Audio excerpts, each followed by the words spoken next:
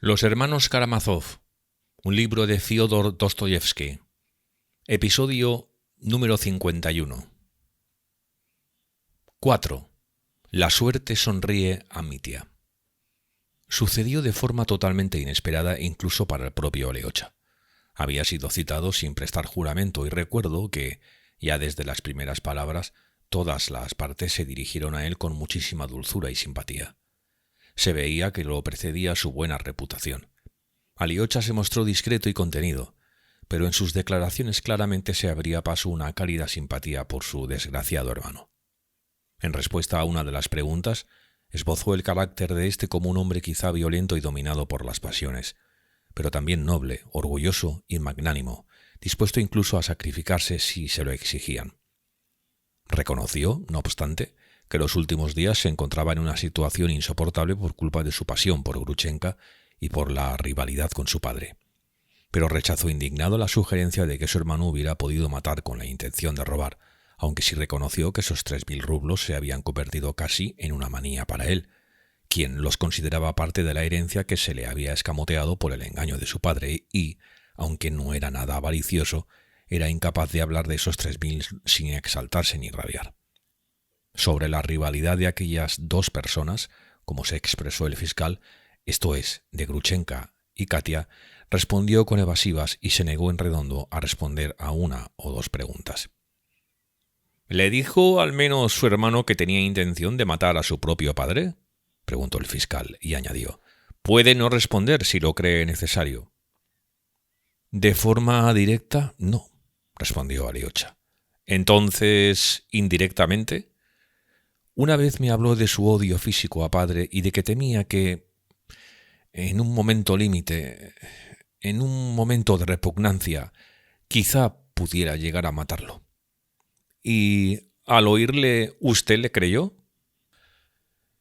«Temo decir que le creí, pero siempre he estado seguro de que un sentimiento superior lo salvaría en ese momento fatídico, como en efecto lo salvó, porque él no mató a mi padre», concluyó Alyosha con firmeza y en voz alta, para toda la sala. El fiscal se estremeció, como un caballo en la batalla cuando oye el toque de trompeta. «Tenga la certeza de que creo totalmente en la plena sinceridad de su convicción, sin condicionarla en absoluto ni identificarla con su amor por su infeliz hermano. Su original manera de ver todo este episodio trágico que se ha desencadenado en su familia ya nos es conocida gracias al sumario. No voy a ocultarle que es peculiar en grado sumo y contrario a todos los demás testimonios recogidos por la Fiscalía. Es por eso por lo que considero necesario insistirle. ¿Qué datos precisos han guiado su idea y lo han dirigido hasta la conclusión de que su hermano es inocente y de que, por el contrario, el culpable es otra persona, a la que ya señaló directamente en el curso de la instrucción?» «En el curso de la instrucción me limité a responder a las preguntas», dijo Alyosha tranquila y suavemente. «No fui yo quien acusó a Smerdiakov». «¿Aún así lo señaló?» «Lo señalé por unas palabras de mi hermano Dmitri. Antes de que me interrogaran, me habían hablado de lo ocurrido en la detención, cuando declaró contra Smerdiakov. Creo firmemente que mi hermano es inocente, y, si él no lo mató, entonces... ¿Smerdiakov? ¿Por qué Smerdiakov, precisamente? Y, concretamente, ¿por qué está usted tan seguro de la inocencia de su hermano?»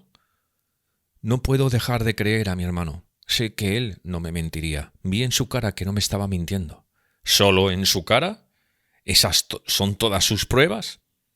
No tengo más.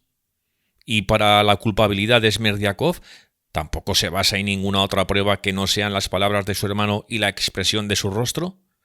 No, no tengo otra prueba». Con eso el fiscal puso fin a sus preguntas. Las respuestas de Alyosha habían producido una impresión decepcionante en el público. Antes del juicio ya se había hablado de Smerdiakov. Alguien había oído algo, alguien había indicado algo. Se hablaba de Alyosha, de que había reunido unas pruebas extraordinarias en favor de su hermano y de la culpabilidad del lacayo. Y ahora resulta que no había nada, ninguna prueba excepto el convencimiento moral, algo tan natural siendo el hermano del acusado. Pero Fetiukovich ya había empezado a preguntar. A la pregunta de cuándo exactamente le había dicho el acusado que odiaba a su padre y que podría matarlo y que si esto se lo había oído, por ejemplo, En su último encuentro antes de la tragedia, Aliocha de repente se estremeció mientras respondía, como si solo entonces hubiera recordado y comprendido algo. Acabo de recordar una circunstancia que había olvidado por completo. Entonces me resultó tan confusa, pero ahora... Y Aliocha, animado, pues por lo visto solo en ese momento, repentinamente, había caído en la cuenta, recordó que la última vez que vio a Mitia al anochecer junto al árbol, de camino al monasterio, su hermano, mientras se golpeaba el pecho, la parte superior del pecho, le repitió varias veces que tenía un medio para reparar su honor, que ese medio estaba ahí, justo ahí, en su pecho. Entonces pensé que, al golpearse el pecho, estaba hablando de su corazón, continuó Aliocha, de que en su corazón podría encontrar fuerzas para salir de alguna terrible vergüenza que lo estaba acechando y que ni siquiera se atrevía a confesarme a mí. Admito que entonces pensé que hablaba de padre y que se estremecía, como avergonzado, por la idea de ir a su casa y cometer algún acto de violencia, pero justo en ese momento se estaba señalando algo en el pecho, y recuerdo haber pensado fugazmente que el corazón no está en esa parte del pecho, sino más abajo, y él se estaba golpeando bastante arriba. Aquí, justo debajo del cuello, no dejaba de señalarse este punto. Esta idea me pareció entonces tonta, pero quizá estuviera señalando el escapulario al que había cosido los 1500 rublos. —¡Justo! —gritó Mitia. —¡Es así, Aliocha! ¡Lo estaba golpeando con el puño! Fetiukovich se precipitó hacia él implorándole que se tranquilizara y al mismo tiempo se concentró en Aliocha.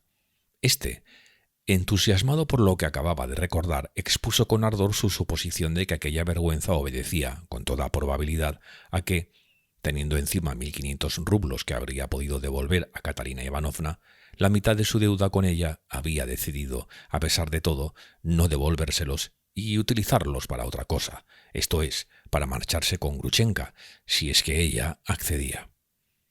«Eso es», exclamó Aliocha con inesperada agitación. «Mi hermano, precisamente, no dejaba de exclamar que podría deshacerse en cualquier momento de la mitad de su vergüenza. Lo repitió varias veces, la mitad, pero que era tan infeliz por su debilidad de carácter que no lo haría. Sabía de antemano que no podía y que no tenía fuerzas para hacerlo». «¿Y usted recuerda firme y claramente que él se golpeaba en ese punto del pecho?», repitió con ansiedad Fetiukovich. «Firme y claramente, porque me pregunté por qué se golpearía tan arriba cuando el corazón está más abajo, y enseguida me pareció una idea estúpida. Recuerdo que me pareció estúpida. Se me ocurrió enseguida. Por eso me ha venido a la cabeza ahora. ¿Cómo he podido olvidarlo? Precisamente estaba señalando el escapulario, dando a entender que tenía los medios, pero que no iba a devolver esos 1500, y cuando lo detuvieron en Monroe gritó: «Lo sé porque me lo han contado», que la mayor vergüenza de su vida había sido que, teniendo medios para devolver la mitad de la deuda a Katarina Ivanovna y no pasar por ladrón delante de ella, aún así resolvió no hacerlo y prefirió seguir siendo un ladrón a sus ojos que desprenderse del dinero. «¡Cuánto sufría por esa deuda!», exclamó Aliocha como conclusión. Naturalmente, también intervino el fiscal. Le pidió a Aliocha que describiera otra vez cómo había sucedido todo y preguntó reiteradamente si era exacto que el acusado, al golpearse el pecho, parecía señalar algo. ¿No estaría simplemente dándose golpes de pecho con el puño? «Es que no era con el puño», exclamó Aliocha. «Justamente estaba señalando con los dedos y señalaba aquí, muy arriba. ¿Cómo he podido olvidarlo?». El presidente le preguntó a Mitia qué podía decir a propósito de este testimonio. Mitia confirmó que había sido exactamente así, que él había señalado los 1500 rublos que llevaba en el pecho, justo debajo del cuello, y que, naturalmente, era una vergüenza. «¡Una vergüenza! No voy a negarlo. La acción más vergonzosa de toda mi vida», gritó. «Podía haberlos devuelto y no lo hice. Preferí seguir siendo un ladrón a sus ojos. No los devolví. Y lo más vergonzoso es que sabía de antemano que no los iba a devolver. Aliocha tiene razón. Gracias, Aliocha». Y así terminó el interrogatorio de Aliocha. Lo importante, lo significativo había sido, precisamente, la circunstancia de que al menos había aparecido un dato, al menos uno, una prueba, por pequeña que fuera, apenas un indicio de prueba, pero que confirmaba mínimamente que ese escapulario había existido de verdad, que en él había habido 1500 rublos y que el acusado no había mentido durante la instrucción del sumario, cuando había declarado en Mockroye que los 1.500 eran míos. Alyosha estaba contento. Se dirigió todo colorado al lugar que le habían indicado, y durante un buen rato siguió repitiéndose: «¿Cómo he podido olvidarlo? Pero ¿cómo he podido olvidarlo? Y que no me haya acordado hasta ahora». Empezó el interrogatorio a Katarina Ivanovna. En cuanto apareció, algo extraordinario sucedió en la sala. Las damas cogieron sus impertinentes y anteojos. Algunos hombres empezaron a agitarse, otros se estiraban en el sitio para ver mejor. Todos asegurarían después que Mitya se puso pálido como un pañuelo en cuanto ella entró. Toda de negro, con modestia y casi con timidez, se acercó al sitio que le indicaban. Era imposible adivinar por su cara si estaba inquieta, pero había un brillo de resolución en su mirada oscura, sombría. Hay que señalar que muchos afirmarían después que en ese momento estaba increíblemente bella. Empezó a hablar suavemente pero con claridad para toda la sala. Se expresaba con mucha tranquilidad o, al menos, esforzándose por estar tranquila. El presidente empezó sus preguntas con cautela, con un respeto extraordinario, como si temiera tocar determinadas fibras y respetara la enorme desdicha. Pero ya en sus primeras palabras la propia Katerina Ivanovna reconoció con firmeza ante una de las preguntas formuladas que había sido la prometida formal del acusado hasta el momento en que él me abandonó, añadió serena. Cuando le preguntaron sobre los 3.000 rublos confiados a Mitya para su envío por correo a sus familiares, dijo sin vacilar: «No se los di para que los enviara directamente, por entonces presentía que le hacía falta dinero, en ese momento. Le di los 3.000 con la condición de que los enviara, si quería, en el plazo de un mes. Se ha estado torturando en vano por esa deuda». No voy a reproducir con exactitud todas las preguntas y todas sus respuestas. Me limitaré a reproducir el sentido esencial de su testimonio. Estaba completamente segura de que conseguiría enviar aquellos 3.000 rublos en cuanto los obtuviera de su padre. Continuó, respondiendo a las preguntas. Siempre estuve segura de su desinterés y de su honradez, de su gran honradez en cuestiones de dinero. Él estaba completamente seguro de que obtendría 3.000 rublos de su padre y varias veces me habló de ello. Yo sabía que tenía una disputa con su padre y siempre estuve convencida, y lo sigo estando, de que su padre lo había agraviado. No recuerdo ninguna amenaza a su padre, por su parte. Al menos en mi presencia no dijo nada, ninguna amenaza. Si hubiera venido a verme, enseguida le habría tranquilizado respecto a esos 3.000 nefastos rublos que me debía, pero ya no vino. Y yo me vi en tal posición que no podía pedirle que viniera. Además, no tenía ningún derecho a exigirle nada por la deuda, añadió de repente, y algo resolutivo resonó en su voz. En una ocasión yo misma recibí de él un favor monetario por una cantidad superior a 3.000 rublos y lo acepté a pesar de que no podía prever cuándo estaría en condiciones de poder saldar mi deuda. En el tono de su voz podía detectarse cierto desafío. Precisamente en ese momento el turno de preguntas pasó a Fetiukovich. «Eso no sucedió aquí, sino al principio de su relación, ¿no?» Fetiukovich siguió por ese camino, avanzando con cautela, pues presentía que podía favorecerlos. Señalaré entre paréntesis que, a pesar de que había venido de San Petersburgo en parte por iniciativa de la propia Katarina Ivanovna, él no sabía nada del episodio de los 5.000 rublos que Mitya le había dado en la otra ciudad, ni de la reverencia hasta el suelo. No se lo había contado, se lo había ocultado, lo cual era sorprendente. Es más que probable que hasta el último momento ni siquiera ella misma supiera si iba a contar ese episodio en el juicio y que estuviera esperando alguna clase de inspiración. Nunca podré olvidar aquellos momentos. Ella empezó a contar, lo contó todo el episodio que Mitya había revelado a Alyosha, también la reverencia hasta el suelo y los motivos, y habló de su padre y de su aparición en casa de Mitya, pero no dijo ni una palabra, no hubo una sola alusión a que Mitya, por vía de su hermano, había propuesto que le enviaran a Katarina Ivanovna a buscar el dinero. Eso lo ocultó con generosidad y no tuvo vergüenza de dar a conocer que ella misma, había ido corriendo a casa de un joven oficial en un arrebato, confiando en algo, para obtener de él dinero. Fue algo conmovedor. Yo sentí escalofríos al oírla. La sala estaba inmóvil, escuchando cada palabra con avidez. Era algo sin igual. Nadie habría esperado de una joven tan autoritaria y desdeñosamente orgullosa como ella un testimonio tan extremadamente sincero, tal sacrificio, tal inmolación. ¿Y para qué? ¿Para quién? para salvar a quien la había traicionado y ofendido, para contribuir, aunque fuera mínimamente, a su salvación, para dar una buena impresión de él. Y, en efecto, la imagen del oficial entregando sus últimos 5.000 rublos, todo lo que le quedaba en la vida, y haciendo una respetuosa reverencia ante una muchacha inocente resultaba simpática y encantadora. Pero el corazón se me encogió dolorosamente. Sentía que lo podía surgir más tarde. Y surgió, claro que surgió, era la calumnia.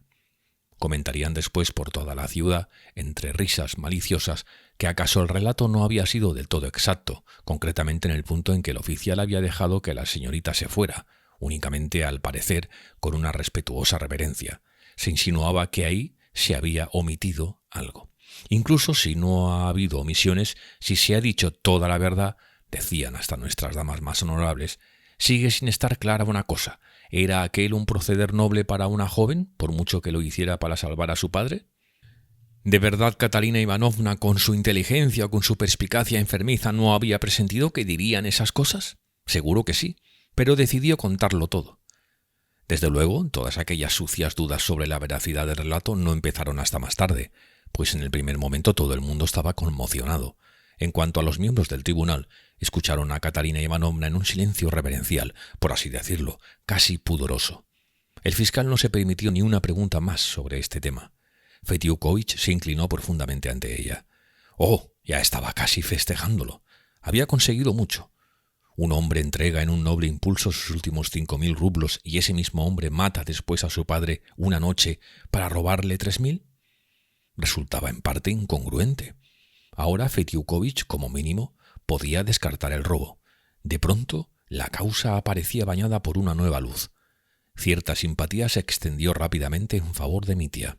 En cuanto a él, de él contaron que, durante el testimonio de Catalina Ivanovna, se levantó un par de veces repentinamente de su asiento para volver a caer en el banquillo y taparse la cara con las manos.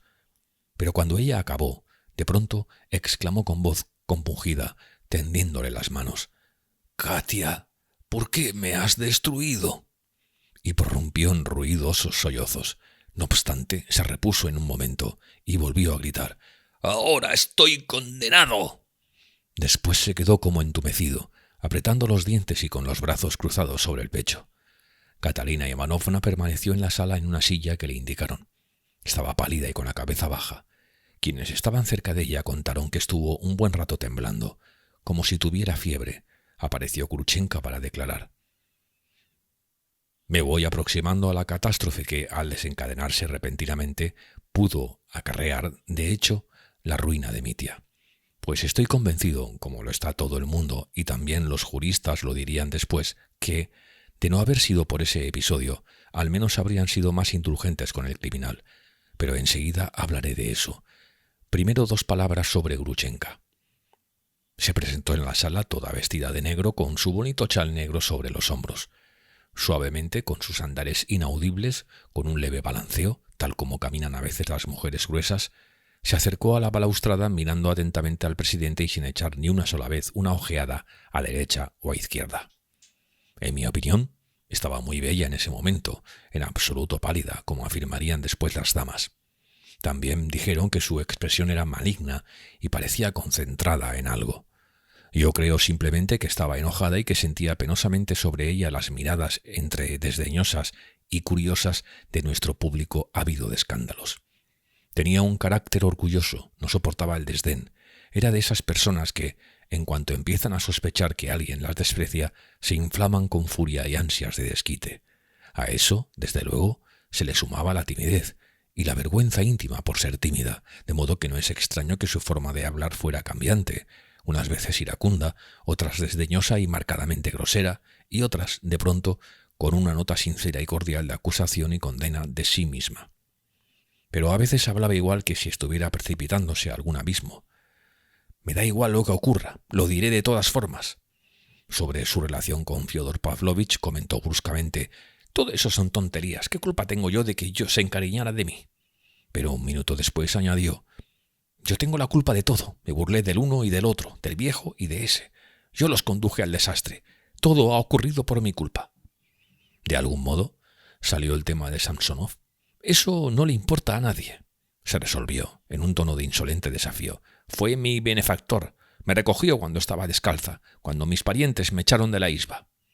El presidente, muy cortésmente, por cierto, le recordó que debía responder a las preguntas sin entrar en detalles superfluos.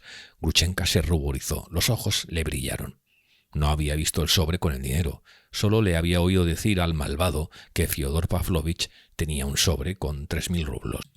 «¿A quién se refiere con el malvado?», se interesó el fiscal. «Al lacayo, a Smerdiakov, el que mató a su señor y se colgó ayer». Por supuesto, le preguntaron al instante en qué se basaba para una acusación tan categórica, pero resultó que tampoco ella tenía en qué basarse. «Así me lo dijo Dmitri Fyodorovich, pueden creerle. Esa mujer que se ha interpuesto entre nosotros es quien lo ha llevado a la ruina. Eso es, ella es la causa de todo. Eso es», añadió Grushenka temblando de oído, y una nota de maldad comenzó a resonar en su voz. Quisieron saber a quién aludía esta vez. «A la señorita, a esa de ahí, a Catalina Ivanovna. Me llamó para que fuera a verla. Me sirvió chocolate. Pretendía engatusarme. De verdad que tiene poca vergüenza. Eso es». En ese momento el presidente la interrumpió con severidad y le pidió que midiera sus palabras, pero el corazón de la celosa mujer ya se había enardecido. Estaba dispuesta a lanzarse al abismo. «En el momento de la detención en Mokroye», preguntó el fiscal haciendo memoria, «todos la vieron y oyeron gritar, mientras usted salía de otro cuarto. «Yo tengo la culpa de todo. Cumpliremos juntos la pena». Por lo tanto, ¿tenía usted ya la convicción en ese momento de que él era un parricida? «No recuerdo mis sentimientos de entonces», respondió Grushenka. «Todos gritaban que él había matado a su padre y yo sentí que había sido por mi culpa, que lo había matado por mí. Pero en cuanto dijo que era inocente, le creí. Sigo creyéndole y le voy a creer siempre. No es un hombre de los que mienten». Era el turno de preguntas de Fetiukovich. Recuerdo que le preguntó por Rakitine y los 25 rublos por haber llevado a su casa a Alexei Fyodorovich Karamazov. «No tiene nada de sorprendente que aceptara el dinero». Grushenka sonrió con maldad y desprecio. «Siempre venía llorando a pedirme dinero. Solía sacarme unos 30 al mes, sobre todo para caprichos. Para comer y beber no me necesitaba». «¿Y por qué razón era usted tan generosa con el señor Rakitine?», aprovechó la ocasión Fetiukovich, a pesar de que el presidente no paraba de agitarse. «Resulta que es mi primo. Mi madre y su madre son hermanas. Siempre me ha suplicado que no se lo contara a nadie. Se avergüenza mucho de mí». Este nuevo hecho dejó sorprendido a todo el mundo. Nadie en la ciudad lo sabía hasta entonces, ni en el monasterio, ni el propio Mitya. Contaban que Rakitine se puso rojo de vergüenza en su asiento. Grushenka, antes de entrar en la sala, por alguna razón se había enterado de que Rakitine había declarado en contra de Mitya y montó en cólera. Todo el anterior discurso del señor Rakitine, toda su nobleza, sus ocurrencias sobre el régimen de servidumbre, sobre el desorden civil de Rusia, todo esto había quedado definitivamente cancelado y suprimido en la opinión general. Fetiukovich estaba satisfecho. Se había encontrado otro regalo llovido del cielo, pero en general no estuvieron mucho rato interrogando a Grushenka y, desde luego, no podía contar nada especialmente nuevo. Dejó en el público una impresión muy desagradable. Cientos de miradas de desprecio se clavaron en ella cuando, una vez concluido su testimonio, ocupó su asiento en la sala, bastante lejos de Catalina Ivanovna. Durante el interrogatorio, Mitya guardó silencio, mirando fijamente al suelo, como petrificado. Compareció el testigo Iván Fyodorovich.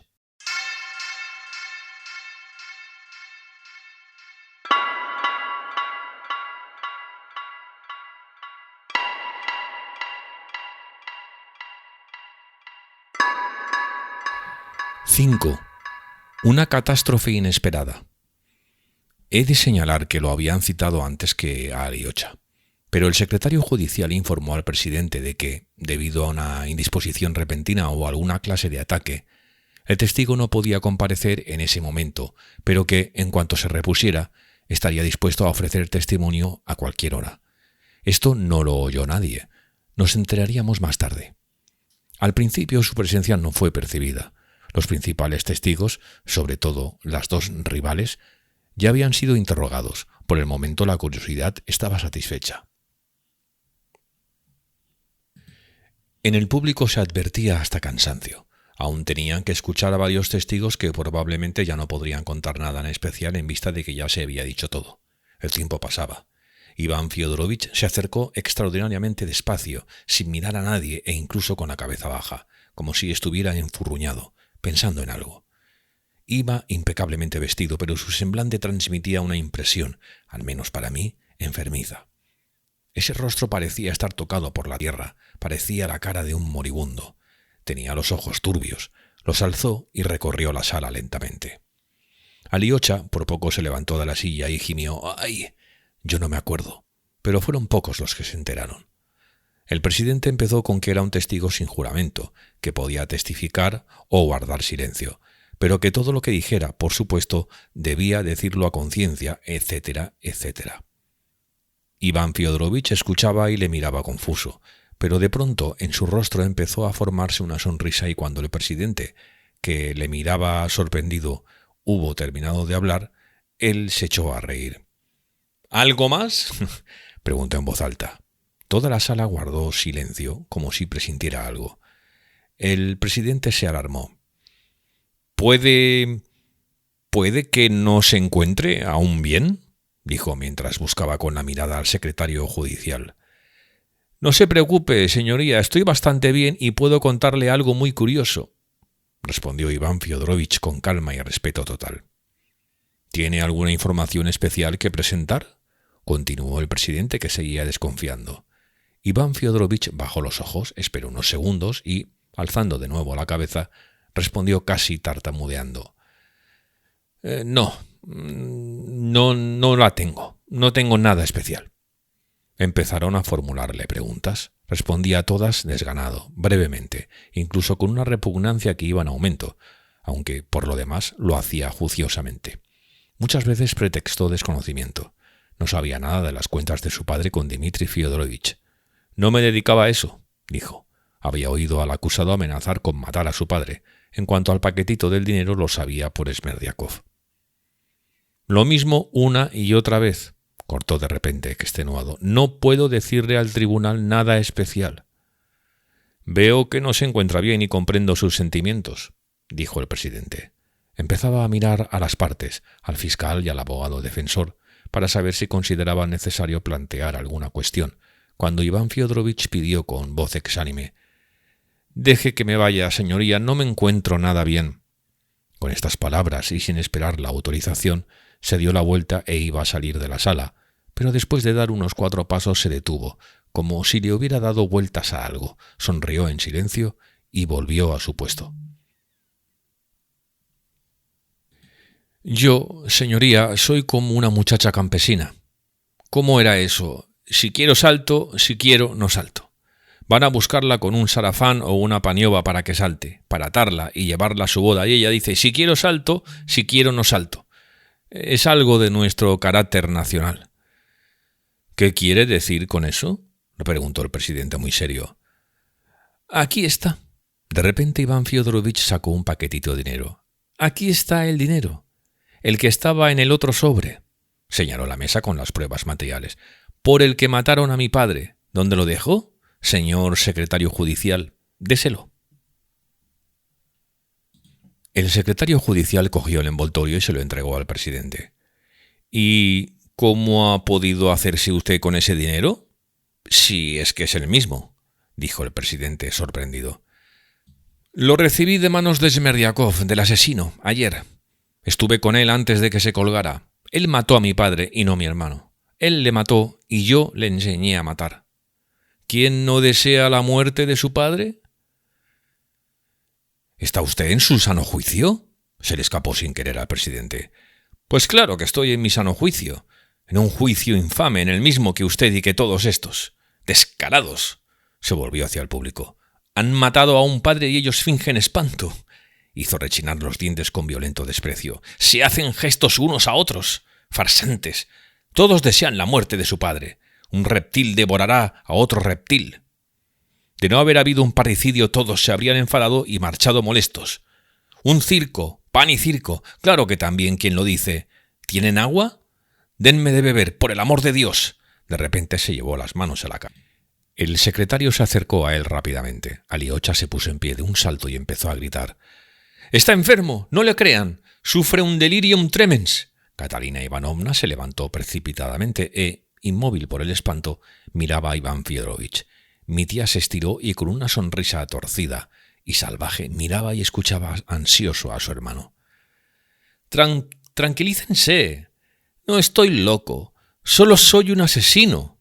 Iván volvió a empezar. «No hay que pedirle elocuencia a un asesino», añadió a saber por qué y se echó a reír descompuesto. El fiscal se inclinó sobre el presidente visiblemente confuso.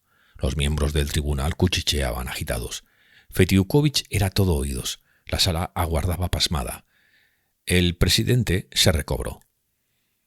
«Testigo, sus palabras son ininteligibles e inadmisibles aquí. Tranquilícese si puede y cuéntenos si de verdad tiene algo que contarnos.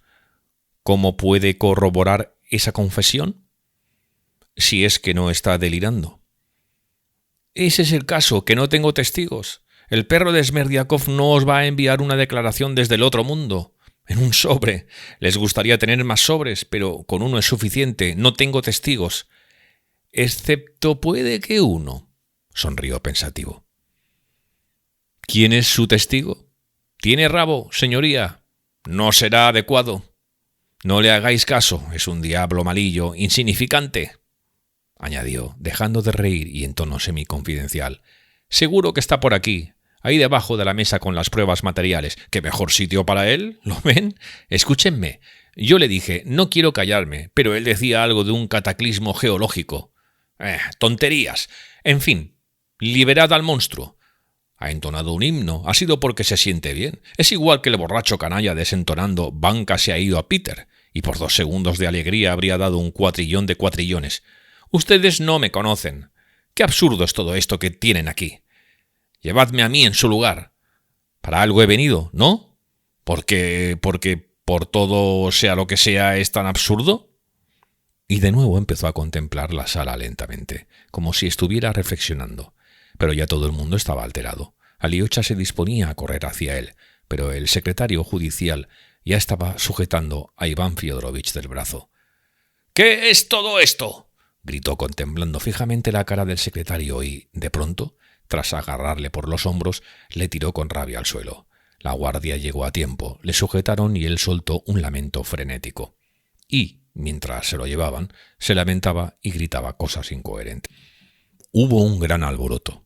No lo iré recordando por orden, pues yo mismo estaba alterado y no pude seguirlo todo. Solo sé que después, cuando ya regresó la calma y todos comprendimos qué había ocurrido, al secretario judicial le cayó una reprimenda, aunque éste argumentó a la autoridad que el testigo había estado bien todo el rato, que le había visto un médico 1 hora antes, cuando le dio un ligero mareo, pero que antes de entrar en la sala hablaba con coherencia, así que había sido imposible predecir nada y que él, además, había insistido en que quería testificar. Y antes de llegar siquiera a tranquilizarnos un poco y a recuperarnos de esta escena, se desencadenó otra. Catalina Ivanovna se volvió histérica. Se echó a llorar entre aullidos, pero no quería irse. Se soltaba, suplicaba que no se la llevaran y, de pronto, le gritó al presidente: «Tengo que prestar un nuevo testimonio inmediatamente, inmediatamente. Ahí tiene ese papel, una carta. Tenga, léala deprisa, deprisa. Es una carta de ese monstruo, de ese», señalaba Mitya. «Él mató a su padre, ya lo verá. Escribe cómo iba a matar a su padre. Y el otro está enfermo, sufre un delirium tremens. Lleva así 3 días». Gritaba fuera de sí. El secretario cogió el papel que ella le tendía al presidente. Catalina Ivanovna se derrumbó en la silla y en silencio, convulsivamente, empezó a sollozar temblando y ahogando el más mínimo gemido por temor a que la echaran de la sala. El papel que había entregado era la carta de Mitya desde la taberna Ciudad Capital, que Iván Fiodorovich había calificado de documento de importancia matemática. ¡Ay! Precisamente la aceptaron con exactitud matemática y de no haber sido por esa carta quizá Mitya no habría caído o, al menos, no con tanto horror. Repito que fue difícil seguir los detalles. Todavía ahora se me aparece como un tumulto. Probablemente el presidente informó del nuevo documento al tribunal, al fiscal, al abogado defensor y al jurado. Solo recuerdo que empezaron a preguntar a la testigo: A la pregunta de si se había tranquilizado, que le dirigió suavemente el presidente, Catalina Ivanovna respondió precipitadamente: «Estoy lista, estoy lista. Estoy en condiciones de responderles». Añadió después, por lo visto seguía temiendo que no la escucharan. Le pidieron que explicara más detalladamente qué carta era esa y en qué condiciones la había recibido. «La recibí la víspera del crimen y él la había escrito un día antes en la taberna, por lo tanto, 2 días antes del crimen. Fíjense, está escrita en una cuenta», gritó quedándose sin respiración. «Por entonces él me odiaba porque se había comportado como un canalla y se había ido tras esa mala criatura, y porque además me debía esos 3.000. Sí, se sentía agraviado por esos 3.000 y por su propia mezquindad. Esto es lo que ocurrió con los 3.000 rublos. Les suplico que me escuchen. 3 semanas antes de matar a su padre, vino a verme una mañana. Sabía que necesitaba dinero y sabía para qué. Sí, precisamente para seducir a esa mujerzuela y llevársela con él. Sabía que me había traicionado y que quería dejarme, y yo misma le di entonces el dinero. Yo misma se lo ofrecí como si fuera para que se lo enviara a mi hermana a Moscú. Mientras se lo entregaba, le miré a la cara y le dije que podía enviarlo cuando quisiera, incluso dentro de un mes. Pero ¿cómo? ¿Cómo no pudo comprender lo que le estaba diciendo a la cara? «Necesitas el dinero para traicionarme con esa mujerzuela. Bien, aquí tienes el dinero, yo misma te lo doy. Cógelo si es que eres tan mezquino como para cogerlo». Quería ponerlo a prueba y ¿qué pasó? ¿Que lo cogió? Sí, lo cogió y se fue y se lo gastó allí con esa mujerzuela, en una sola noche. Pero lo comprendió que yo lo sabía. Les aseguro que entonces comprendió también que, al darle el dinero, solo le estaba poniendo a prueba. ¿Sería tan mezquino como para coger mi dinero? Yo le miraba a los ojos y él a mí, y lo comprendió y lo cogió. Lo cogió y se fue con mi dinero. «Es verdad, Katia», mi tía empezó a vociferar. «Te miré a los ojos y comprendí que me estabas denigrando, pero aún así cogí tu dinero.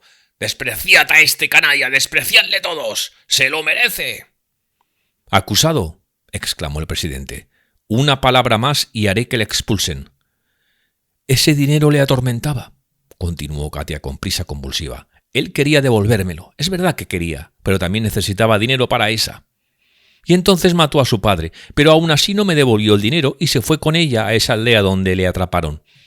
De nuevo a despilfarrar el dinero que le había robado a su padre, asesinado. Y un día antes de matar a su padre me escribió esa carta. La escribió borracho, ya me di cuenta entonces, la escribió por maldad y sabiendo, seguro que lo sabía, que yo nunca se la enseñaría a nadie, incluso si él mataba. O no la habría escrito. Sabía que yo no iba a querer vengarme ni destruirle. Pero léanla atentamente, con más atención, por favor, y verán que en ella lo describe todo antes de tiempo, cómo va a matar a su padre y dónde tiene éste el dinero. Miren esa frase, no se la pierdan, por favor. Lo mataré en cuanto Iván se vaya. Es decir, que había estado dándole vueltas a cómo hacerlo. Le sugirió Catalina Ivanovna al tribunal con malévola alegría, venenosa. Estaba claro que había leído la fatídica carta al detalle y que había estudiado cada letra. Si no hubiera estado borracho, no me habría escrito, pero miren, ahí está todo escrito de antemano, punto por punto, y así mató después a su padre. Es todo un plan. Hablaba fuera de sí y, claro está, desafiando todas las consecuencias, aunque naturalmente las había previsto puede que un mes antes, porque ya entonces había soñado temblando de rabia. ¿No debería leer un juez esta carta? Y ahora parecía volar montaña abajo. Creo recordar que la carta fue leída en voz alta por el secretario y que causó una impresión abrumadora.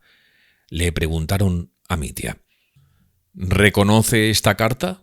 «Es mía, mía», exclamó mi tía. «No la habría escrito de no haber estado borracho». «Nos hemos odiado por muchas cosas, Katia, pero te juro que te quería cuando te odiaba. Y tú a mí no». Se desplomó retorciéndose los brazos, desesperado. El fiscal y el abogado empezaron a pisarse las preguntas siempre en este sentido. ¿Qué le ha llevado a ocultar este documento hace un momento y a declarar en un tono y espíritu tan distinto? Sí, antes he mentido. Era todo mentira, en contra de mi honor y mi conciencia, pero antes quería salvarlo por odiarme y despreciarme así, decía Katia como loca. «Oh, Me ha despreciado muchísimo, siempre me ha despreciado y, ¿saben? Me ha despreciado desde el momento en que me postré a sus pies por ese dinero. Pude verlo. Ya entonces lo supe, pero no quise creerlo. ¿Cuántas veces habré leído en sus ojos: tú sola viniste a mí? ¡Ay! Él no lo comprendió. No comprendió para nada por qué fui a verle entonces. Únicamente es capaz de sospechar las bajezas. Me midió según su rasero. Piensa que todos son como él, dijo. Le rechinaban los dientes con furia. Estaba completamente exaltada. Y solo quería casarse conmigo por mi herencia. Solo por eso. Siempre he sospechado que era por eso. ¡Oh, ese animal! Siempre ha creído que iba a temblar toda la vida de vergüenza porque entonces fui a verle y que podía despreciarme eternamente por ello y tener poder sobre mí. Por eso quería casarse conmigo. Así es, así es. Intenté vencerle con mi amor sin fin, incluso resolví soportar su traición, pero él no comprendió nada, nada. ¿Pero acaso es capaz de comprender algo? ¡Es un monstruo! Recibí la carta solo al día siguiente por la tarde. Me la trajeron de la taberna, y todavía esa misma mañana quería perdonárselo todo, incluso su traición. El presidente y el fiscal la tranquilizaron. Estoy seguro de que les incomodaba aprovecharse de su estado de nervios y escuchar tales confesiones. Oí que le dijeron: «Comprendemos lo difícil que es para usted, créanos, somos capaces de entenderlo», y otras cosas similares, pero aún así le sacaron la declaración a una mujer enloquecida e histérica. Por fin, Catalina Ivanovna describió con la excepcional claridad que a menudo, aunque sea por un instante, surge en momentos tan tensos, que Iván Fiodorovich casi se había vuelto loco en estos 2 últimos meses por intentar salvar a ese monstruo y asesino, a su hermano. «Se ha estado torturando», exclamó. «Solo quería atenuar su culpa confesándome que él tampoco quería a su padre y que puede que hubiera deseado su muerte. ¡Ay, esa conciencia profunda, profunda! La conciencia le torturaba, me lo contó todo, todo. Venía a verme todos los días y hablaba conmigo como su único amigo. Tengo el honor de ser su único amigo», exclamó, desafiante de repente y con mirada centelleante. «Fue 2 veces a ver a Smerdiakov. En una ocasión vino a verme y dijo: «Si no lo ha matado mi hermano, si no es Smerdiakov, ¿por qué todos rumoreaban que lo había matado Smerdiakov? Entonces puede que yo también sea culpable. Smerdiakov sabía que no quería a mi padre y quizá haya pensado que yo deseaba esa muerte». Entonces yo saqué la carta y se la enseñé y terminó de convencerse de que había sido su hermano, algo que le destrozó. No podía aceptar que su hermano fuera un parricida. Y no hace ni una semana que le vi caer enfermo. Los últimos días, en mi casa, deliraba. Veía cómo estaba perdiendo la cabeza. Caminaba y deliraba. Le han visto por la calle. El médico que vino a petición mía le examinó anteayer y me dijo que está cerca de la fiebre cerebral. Todo por él, todo por ese monstruo. Y ayer se enteró de que Smerdiakov había muerto. Se quedó tan afectado que se volvió loco. Y todo por culpa de ese monstruo. Todo por salvar a ese monstruo. Sin duda, hablar y confesarse así solo es posible una vez en la vida, en el momento de morir, por ejemplo, camino del cadalso. Pero el carácter de Katia era así, también en ese momento. Era la impetuosa Katia que corrió a casa de un joven inmoral para salvar a su padre, la misma Katia que poco antes, delante de todo ese público, orgullosa y casta, se había ofrecido en sacrificio a sí misma y había comprometido su pudor de doncella al hablar del noble proceder de Mitya para suavizar aunque fuera un poco la suerte que le aguardaba. Y he aquí que ahora volvió a ofrecerse en sacrificio, pero esta vez era por otro, pues puede que solo ahora, solo en ese momento, por primera vez sintiera y comprendiera de verdad cuánto quería a ese otro. Se había inmolado asustada por él, pues comprendía que se estaba destruyendo al declarar que era él quien había matado a su padre y no a su hermano. Ella se había inmolado para salvarle a él, su buen nombre, su reputación. Sin embargo, apareció algo terrible, una pregunta. ¿Había difamado a Mitya al describir su antigua relación con él? No, ella no le había calumniado intencionadamente cuando gritaba que Mitya la despreciaba por su reverencia hasta el suelo. Ella creía, estaba profundamente convencida, tal vez desde la misma reverencia, que el simplón de Mitya, que por entonces la idolatraba, se burlaba de ella y la despreciaba. Y solo desde el orgullo sintió por él un amor histérico y doloroso, desde su orgullo herido, y ese amor no parecía amor sino venganza. ¡Ay! Puede que de ese amor doloroso hubiera surgido un auténtico... Puede. Katia no deseaba otra cosa, pero Mitya la agravió con su traición en lo más profundo de su alma, y el alma no perdona. El momento de la venganza había desaparecido inesperadamente, pero todo lo acumulado larga y dolorosamente en el pecho de la mujer agraviada estalló también inesperadamente. Había traicionado a Mitya, pero también se había traicionado a sí misma y, naturalmente, en cuanto consiguió expresarse, la tensión cesó y sintió que la vergüenza la oprimía. Volvieron los ataques de nervios, se derrumbó entre gritos y sollozos, se la llevaron. Mientras la sacaban de la sala, Gruchenka se lanzó sobre Mitya con un lamento. No dio tiempo a retenerla. «¡Mitya!», se desgañitaba. «¡Esa víbora te ha destruido! ¡Hay que ver cómo se ha puesto en evidencia!», gritaba al tribunal, temblando de furia. A una señal del presidente la sujetaron y se dispusieron a sacarla de la sala. Ella no se dejó, se revolvía y se soltaba para volver con Mitya. Este empezó a gritar y también corrió hacia ella. Los dominaron. Imagino que las damas que estaban observando se quedaron contentas. El espectáculo era rico. Después recuerdo que compareció el médico que había venido desde Moscú. Parece que antes de todo esto el presidente había enviado al secretario para que se prestara asistencia a Iván Fyodorovich. El médico informó al tribunal de que el enfermo tenía un acceso peligrosísimo de fiebre y de que era necesario trasladarlo inmediatamente. A preguntas del fiscal y del abogado defensor, confirmó que el paciente había ido a verle 2 días antes y que ya entonces le había pronosticado fiebres inminentes, pero que no había querido tratarse. Su estado mental de ningún modo era normal. Me confesó que había tenido visiones, que veía por la calle a gente que ya había muerto y que el diablo iba a visitarle todas las tardes, concluyó. Después de esta declaración, el famoso médico se retiró. La carta presentada por Katarina Ivanovna fue incorporada a las pruebas materiales. Tras una deliberación, el tribunal dispuso continuar con la fase probatoria e incluir en el acta los 2 inesperados testimonios, el de Katarina Ivanovna y el de Iván Fyodorovich. Pero ya no voy a describir las posteriores instrucciones. Además, los testimonios de los demás testigos solo repitieron y confirmaron los anteriores, aunque cada uno con sus particularidades. Pero repito que todo se reduciría a un único punto en la intervención del fiscal, a la que pasaré ahora. Todos estábamos agitados, todos estábamos electrizados por la última catástrofe y con ardiente impaciencia esperábamos el desenlace cuanto antes, los alegatos de ambas partes y la sentencia. Fedyukovich estaba visiblemente conmocionado por el testimonio de Katarina Ivanovna. El fiscal, por su parte, se sentía triunfador. Cuando hubo acabado la fase probatoria, se declaró un descanso en la sesión que se alargó casi 1 hora.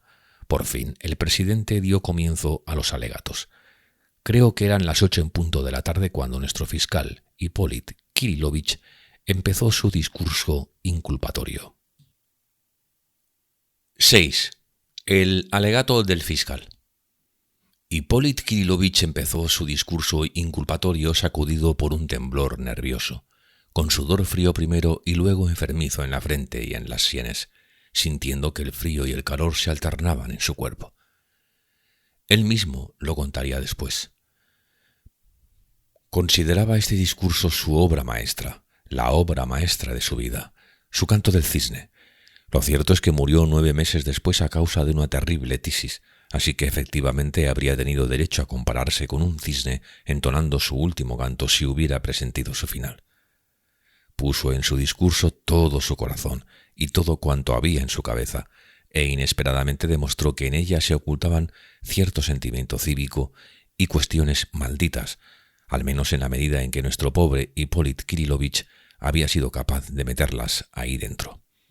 Lo principal es que sus palabras fueron sinceras. Creía sinceramente en la culpabilidad del acusado. No le acusaba solo por oficio, por cumplir con su deber y, mientras exigía castigo, vibraba por el deseo de salvar a la sociedad. Incluso el público femenino, aunque hostil a Hipólit Kirílovich, reconoció haber recibido una impresión extraordinaria. Empezó con voz cascada, quebrada, pero se rehízo rápidamente y resonó por toda la sala. Y ya fue así hasta el final. Pero nada más terminar, por poco no se desmayó. «Señores miembros del jurado», empezó, «el presente caso ha recorrido toda Rusia. Pero, ¿qué tiene de sorprendente? ¿Por qué ha causado tanto espanto? ¿Y por qué especialmente a nosotros? Si estamos muy acostumbrados a todo esto. Ahí reside el horror. ¿En qué casos tan tenebrosos casi han dejado de ser terribles para nosotros? De eso hay que espantarse, de nuestra costumbre, y no del crimen en particular de uno u otro individuo. ¿Dónde están las causas de nuestra indiferencia, de nuestra relación casi tibia con estos casos, con estos signos del tiempo que nos profetizan un futuro poco envidiable? En nuestro cinismo, en el agotamiento antes de hora de la inteligencia e imaginación de nuestra sociedad, todavía tan joven, pero tan prematuramente caduca. En nuestros principios morales destruidos hasta los cimientos, o en que quizá ni siquiera tenemos esos principios morales. No voy a solucionar estas cuestiones, sin embargo, son dolorosas y todos y cada uno de los ciudadanos no solo debe, sino que está obligado a sufrir por ellas. Nuestra prensa recién nacida y todavía tímida ha prestado ya, sin embargo, varios servicios a la sociedad, pues sin ella nunca habríamos conocido, en cierta medida, los horrores de una voluntad licenciosa y de la decadencia moral que ininterrumpidamente transmite en sus páginas a todo el mundo, no solo a quienes frecuentan las salas del nuevo juicio público que hoy día nos ha concedido el zar. ¿Y qué podemos leer casi a diario? Oh, a cada minuto cosas que hacen palidecer nuestro caso y que lo convierten en algo casi habitual. Pero lo más importante es que muchos de los procesos criminales rusos nacionales ponen de manifiesto precisamente algo general, una tragedia común con la que estamos familiarizados y contra la que ya es difícil combatir, al igual que contra el mal común. Ahí tenéis a ese joven y brillante oficial de la alta sociedad que, apenas empezada su vida y su carrera, vilmente, con calma, sin ningún remordimiento de conciencia, apuñaló a un funcionario de bajo rango, que había sido en parte su benefactor, y a su criada para robarle el comprobante de su deuda con él, así como todo el dinero. Me venía bien para mis placeres de aristócrata y para el porvenir de mi carrera. Después de apuñalarles, se fue no sin haber colocado antes una almohada debajo de la cabeza de los dos muertos. Luego tenemos a un joven héroe que exhibe numerosas cruces por su valentía, pero que, como un bandido, en una carretera principal, da muerte a la madre de su jefe y benefactor, y, instigando a sus compañeros, les asegura que ella lo quiere como a un hijo y por eso sigue todos sus consejos y no tomará ninguna medida de precaución. Son unos monstruos, pero ahora, en nuestra época, ya no me atrevo a decir que son los únicos monstruos. Puede que otras personas no apuñalen, pero piensan y sienten exactamente igual que ellos. En su alma hay la misma falta de honradez. En un momento de calma, a solas con su conciencia, quizá esas personas se pregunten: ¿qué es el honor? ¿No es la sangre un prejuicio? Puede que algunos griten en mi contra y digan que soy un hombre enfermizo, histérico, que digo calumnias monstruosas, deliro, exagero. Que lo hagan, sí, Dios mío, yo sería el primero en alegrarme. No me crean. Tómenme por un enfermo, pero aún así recuerden mis palabras. Y es que si solo es verdad una décima o una vigésima parte de mis palabras, ya es terrible. Contemplen, señores, contemplen cómo nuestros jóvenes se pegan tiros. ¡Ay! Sin la más mínima pregunta hamletiana. Además, sobre ¿qué habrá más allá? Sin indicios de ella. Como si este capítulo sobre nuestro espíritu y sobre todo lo que nos espera más allá de la tumba llevará mucho tiempo borrado en su naturaleza, enterrado y cubierto de arena. Contemplen, finalmente, nuestro libertinaje, a nuestros lujuriosos. Fyodor Pavlovich, la infeliz víctima de este proceso, es casi un niño inocente en comparación con alguno de ellos, y todos lo conocíamos. Entre nosotros vivía. Sí, puede que alguna vez mentes privilegiadas, nuestras y europeas, se dediquen a la psicología del crimen ruso, pues el tema lo vale. Pero este estudio se llevará a cabo más adelante, en tiempo de ocio, y cuando toda la trágica varaunda del momento actual haya pasado a otro plano, más distante, así que podrá emprenderlo gente más inteligente e imparcial que, por ejemplo, yo. Ahora o nos horrorizamos o fingimos que nos horrorizamos mientras saboreamos el espectáculo como amantes de las emociones fuertes, extravagantes, que animan nuestro ocio cínico e indolente. O como niños pequeños espantamos con las manos a los fantasmas terribles y escondemos la cabeza en la almohada hasta que pase la terrible visión, para poco después olvidarla entre diversiones y juegos. Pero en algún momento también nosotros tendremos que empezar a vivir juiciosa y reflexivamente. También nosotros tendremos que dirigir la mirada hacia nosotros mismos como sociedad. También nosotros tendremos que comprender, aunque sea un poco, nuestra cosa pública o, al menos, establecer los inicios para su comprensión. Un gran escritor de otra época, al final de la más grande de sus obras, al representar a toda Rusia como una audaz troika galopando hacia un objetivo desconocido, exclama: «¡Ay, troika, troika alada! ¿Quién te ha inventado?». Y con entusiasmo y orgullo añade que ante la troika al galope, todos los pueblos se apartan respetuosamente. Así, señores, dejemos que se aparten, con respeto o no. Pero, según mi pecador parecer, el genial artista terminó así su obra, o bien en un arranque de mentalidad bien intencionada, infantil e inocente, o bien simplemente temía a la censura de entonces.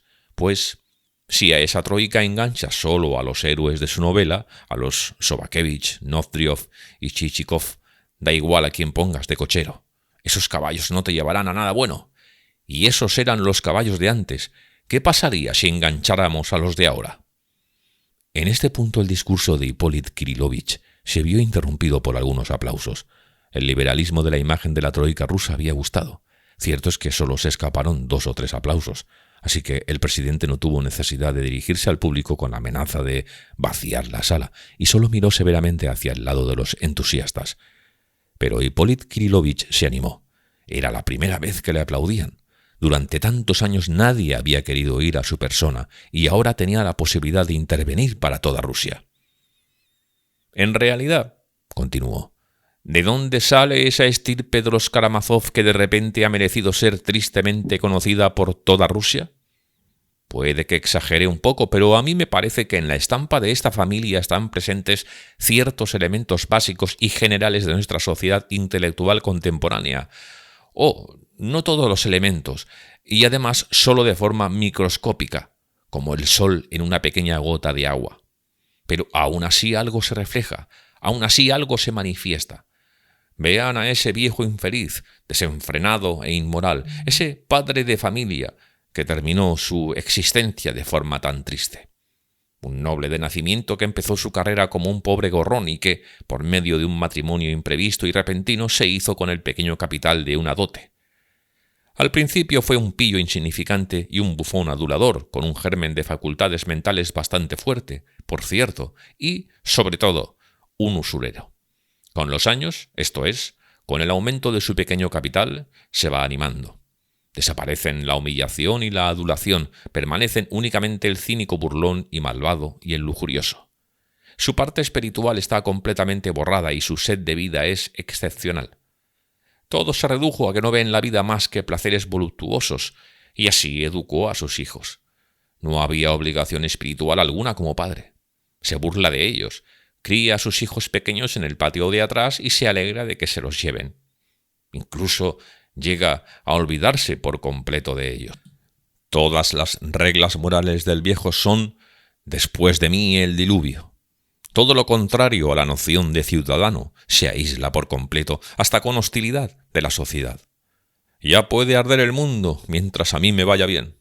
Y le va bien. Está completamente satisfecho. Espera vivir otros 20 o 30 años. Estafa a su propio hijo con la herencia de su madre, pues no quiere dársela, y le quita a su propio hijo, la amante. No quiero cederle la defensa del acusado a un abogado de gran talento venido desde San Petersburgo. Yo mismo diré la verdad, pues yo también comprendo la cantidad de indignación con que el padre alimentó el corazón de su hijo. Pero ya basta ya de hablar del infeliz viejo. Él ya obtuvo su recompensa. Recordemos, sin embargo, que era un padre, uno de los clásicos padres de hoy.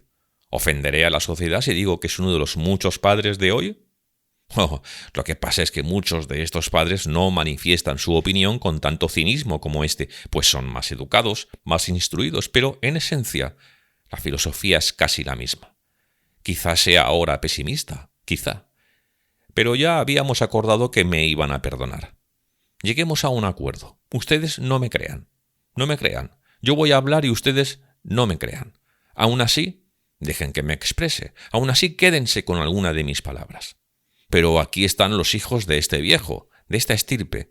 Uno está frente a ustedes en el banquillo de los acusados. A partir de ahora todo mi discurso será sobre él. De los otros solo hablaré por encima. De estos otros, el mayor es uno de esos jóvenes de ahora con una educación brillante, de inteligencia bastante potente y que, sin embargo, ya no cree en nada, que ya ha renegado de muchas cosas en su vida y las ha borrado, demasiadas, exactamente igual que su padre. Todos le hemos oído. Fue recibido con afecto en nuestro mundo. No callaba sus opiniones, todo lo contrario, lo que me hace ser valiente y hablar de él con cierta franqueza. Claro que no de él como individuo particular, sino como miembro de la familia Karamazov. Ayer murió aquí, se suicidó a las afueras de la ciudad, un idiota enfermo muy ligado a esta causa. Había sido el criado de Fyodor Pavlovich y, quizá, su hijo ilegítimo, Smerdiakov. Durante la instrucción preliminar me contó, entre lágrimas histéricas, que el joven Karamazov, Iván Fyodorovich, le había horrorizado con su incontinencia espiritual. Según él, todo está permitido, sea lo que sea, y en adelante nada debe prohibirse. Eso es lo que me enseñaba, decía. Parece que el idiota, por estas tesis que le enseñaron, se volvió definitivamente loco, aunque, por supuesto, en ese desorden mental también influyeron su mal caduco y toda la catástrofe que se había desencadenado en la casa. Pero este idiota soltó una observación muy curiosa que honraría a un observador más inteligente que él, y por eso la menciono. Si hay un hijo que, por carácter, se parece más a Fyodor Pavlovich, ese es Iván Fyodorovich. Y con esta observación interrumpo la descripción iniciada, pues creo que no está bien seguir. No quiero sacar más conclusiones y, como un cuervo agorero, adivinar solo ruina en un joven destino. Hoy hemos visto aquí, en esta sala, que la fuerza espontánea de la verdad todavía vive en su joven corazón, que los sentimientos de apego familiar todavía no han sido extinguidos por su falta de fe y su cinismo moral, adquirido más por herencia que por sufrimiento auténtico de sus ideas. Luego tenemos al otro hijo. Todavía es un niño, piadoso y humilde, en contraposición a la concepción del mundo sombría y corrupta de su hermano, y que busca aferrarse, por así decirlo, a los principios nacionales o a eso que se denomina con una palabrita compleja en determinados rincones teóricos de nuestra clase pensante. Ya han visto, se aferró al monasterio, a punto estuvo de tomar los hábitos. Me parece que en él se ha manifestado, como inconscientemente y muy pronto, esa tímida desesperación con la que ahora muchos en nuestra pobre sociedad, asustados por su cinismo y su depravación y atribuyendo erróneamente todo el mal a la Ilustración europea, se arrojan al terruño, como dicen ellos, en un abrazo maternal, llamémoslo así, con la tierra natal, como niños asustados por fantasmas que ansían quedarse tranquilamente dormidos al pecho seco de su debilitada madre e, incluso, dormir toda su vida con tal de no ver los horrores que les asustan. Por mi parte, yo le deseo todo lo mejor a este joven bueno y talentoso. Deseo que su joven benignidad y su aspiración a los principios del pueblo no se conviertan más tarde, como sucede con tanta frecuencia, en sombrío misticismo en cuanto a moral se refiere, y en torpe chauvinismo por el lado cívico, dos cualidades que quizás sean una amenaza mayor para la nación incluso que la temprana corrupción por culpa de lo erróneamente comprendido y de lo adquirido en vano de la Ilustración europea, que es de lo que adolece su hermano mayor. El misticismo y el chauvinismo volvieron a arrancar aplausos, y, claro está, Hipólito Kírilovich estaba entusiasmado, aunque todo esto no tuviera mucho que ver con el caso, por no hablar de que resultaba bastante confuso, pero este hombre tísico y enrabiado tenía demasiadas ganas de expresarse al menos una vez en su vida. Después se diría en la ciudad que en la descripción de Iván Fyodorovich se había guiado por un sentimiento poco delicado, porque este último le había hecho morder el polvo públicamente en una o dos discusiones, e Hipólito Kírilovich, que no lo había olvidado, buscaba vengarse. Pero no sé si es posible sacar esta conclusión. En cualquier caso, todo esto había sido el preámbulo. A continuación, el alegato fue más directo y pegado al tema. «Y aquí tenemos al tercer hijo de un padre de una familia actual», continuó Hipólito Kírilovich, «en el banquillo de los acusados, frente a nosotros. También están frente a nosotros sus proezas, su vida y sus obras. El momento ha llegado, todo se ha desplegado, todo se ha descubierto. En contraposición al europeísmo y a los principios nacionales de sus hermanos, él parece representar Rusia tal cual es. No todo, no toda. Dios nos ampare si fuera toda. Y, sin embargo, aquí está ella, nuestra Rusita. Puede olerse, sentirse, madre. ¡Ay! Nosotros somos espontáneos, tenemos el bien y el mal sorprendentemente mezclados.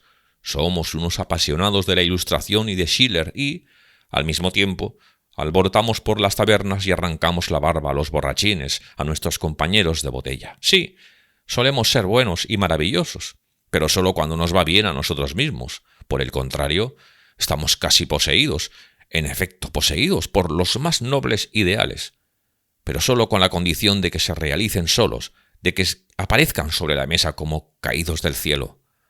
Y lo más importante, que sean gratis, que no haya que pagar nada por ellos. No nos gusta nada pagar, pero sí nos gusta mucho cobrar, y así con todo. Dannos todos los bienes posibles de la vida, exactamente todos los posibles. No nos resignamos a menos y, sobre todo, no os opongáis lo más mínimo a mis costumbres, y entonces os demostraremos que podemos ser buenos y maravillosos. No somos codiciosos, no. Sin embargo, dadnos dinero, más, mucho más, todo cuanto sea posible, y veréis con qué generosidad, con qué desprecio del vil metal lo despilfarramos en una sola noche de juerga vertiginosa. Y si no nos dan el dinero, os mostraremos cómo sabemos conseguirlo cuando lo deseamos mucho. Pero ya hablaremos de eso. Vayamos por orden.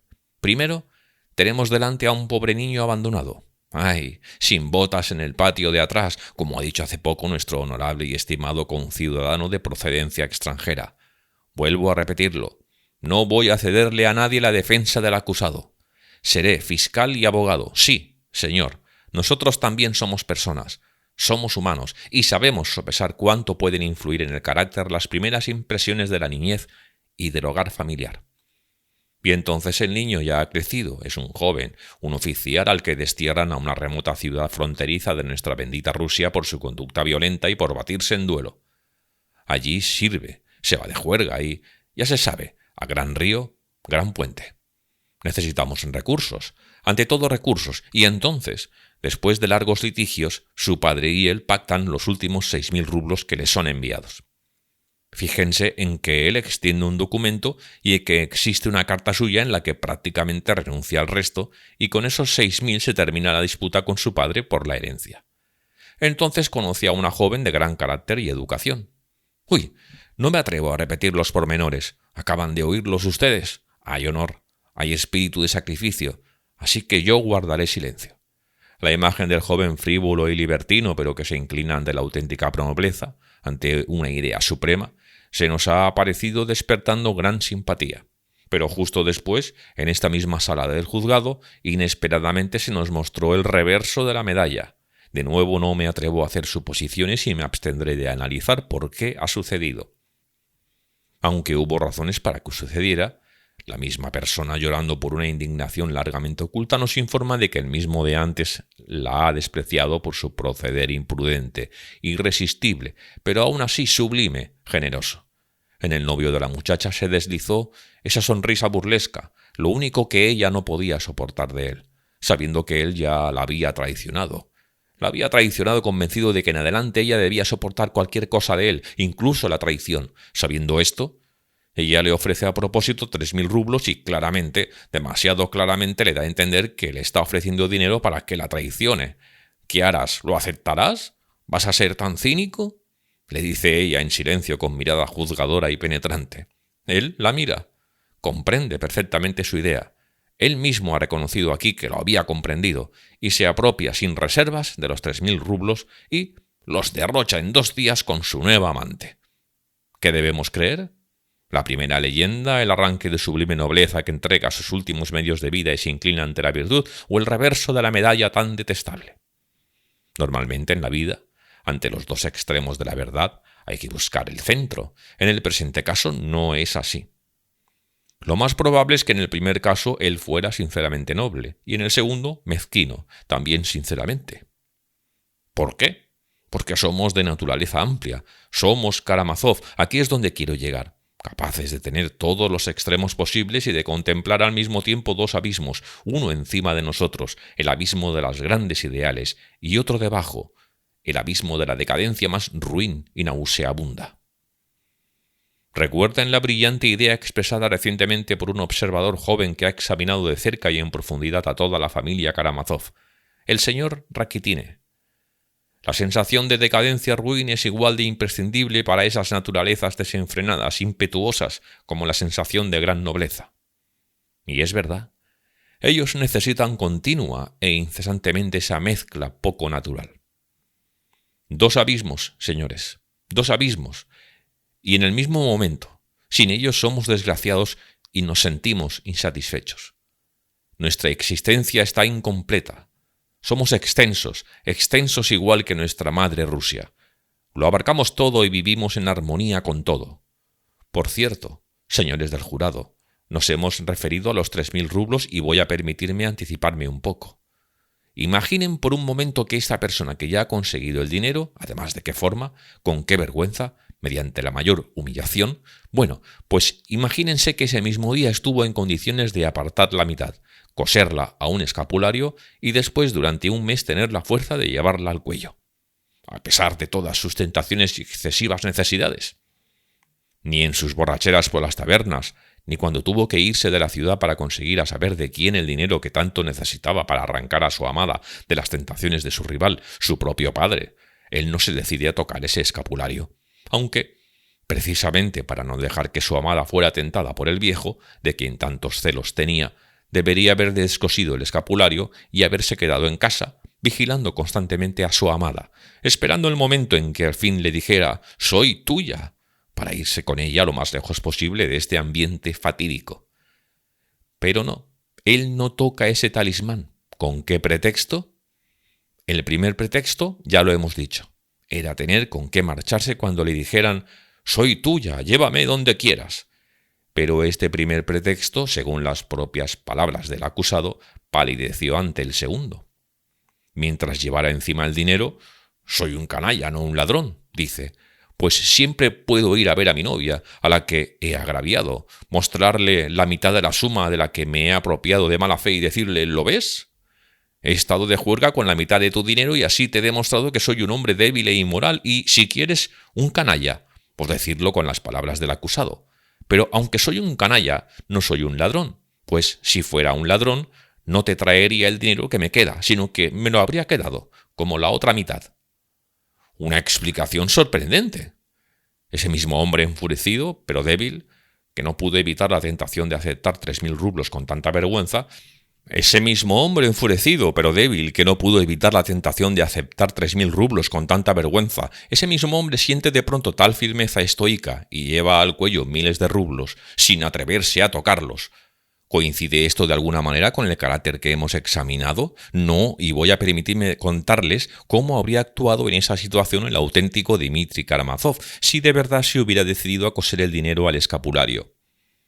Ante la primera tentación, para agasajar de nuevo a su nueva amada con la que despilfarró la primera mitad del dinero, habría descosido el escapulario y separado, no sé, pongamos que primero solo 5 rublos, pues tampoco es indispensable devolver la mitad, esto es 1.500, es suficiente con 1.400. Aún podía decir, soy un canalla, pero no un ladrón, porque te he traído 1.400 rublos y un ladrón se habría quedado con todo y no te habría traído nada.